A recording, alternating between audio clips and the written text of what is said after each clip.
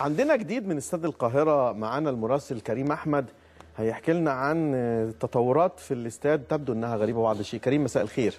مساء الخير يا فندم، وبمسي على ضيوف حضرتك. ربنا يخليك. ايه الجديد عندك يا كريم؟ يا كابتن خالد، يعني وضع غريب جدا. طبعا احنا متواجدين عشان ناخد التشكيل من الفريقين. طبعا وادي دجله كان منظم جدا وادانا التشكيل سريعا. رحنا لملابس الزمالك، لقينا الكابتن ابراهيم ممتنع عن اي حد يقرب من الاوضه، ودخل على غرفه الحكام قال الكابتن جهاد جريشه انا مش هنزل الملعب ومش هلعب الا لما انت تمشي تروح الكليه الحربيه، يجيبوا اللي في الكليه الحربيه، انا مش هنزل لعيبتي ولا هعمل حاجه، ومانع الناس كلها ان هي تقرب عند غرفه الملابس. ووضع غريب جدا يعني، كل الصحفيين واقفين في الطرقه وحاجه، يعني وضع غريب جدا. حتى الان مش عارفين هنعمل ايه. لا انت ما فيش عندك مشكله، هي المشكله عند اقامه المباراه نفسها، لانه في حد حط العقده في المنشار، فانت ما عندكش مشكله. انت راجل هتنقل اللي عندك، وقيمه المباراه تقول لنا اللي عندك ايه، ما اقيمتش برضه هتقول لنا اللي عندك ايه. بالظبط. طب موقف غريب يعني، اللي هو كابتن ابراهيم حتى بيتكلم في التليفون قدامي دلوقتي وصوت عالي، ما اعرفش بيتكلم مين، لكن هو واضح ان هو مش عايز ينزل الملعب اصلا ولا يطلع لعيبته، لان اللعيبه حتى الان ما طلعتش من غرفه حتى الان. هو اعتقد ان لسه في وقت يا كريم، يعني بنتكلم على الساعه 7:10 والمباراه 8:30، اعتقد ان لسه في وقت. هو طبعا في وقت، بس يعني من الواضح ان كابتن ابراهيم يعني منفعل شويه على الكابتن جهاد جريشه، ومصمم ان هو ما يلعبش الماتش بوجوده.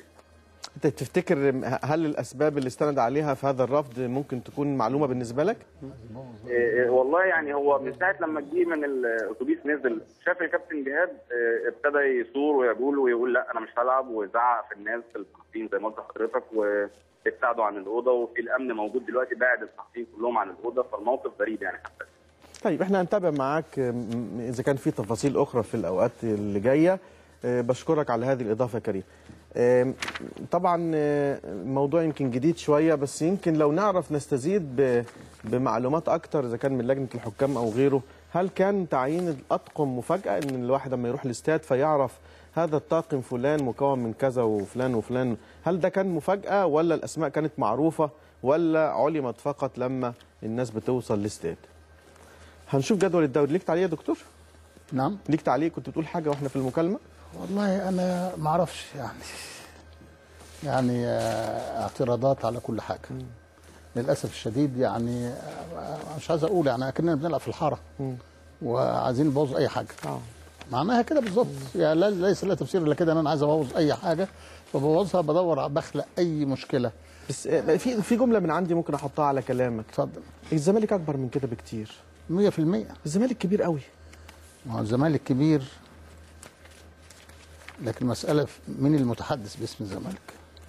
يعني انا مندهش من التفاصيل، لانه بقول لك يعني تقلل من حجم كيان ومؤسسه كبيره قوي بالتفاصيل دي يعني. حتى ناخد جدول الدوري.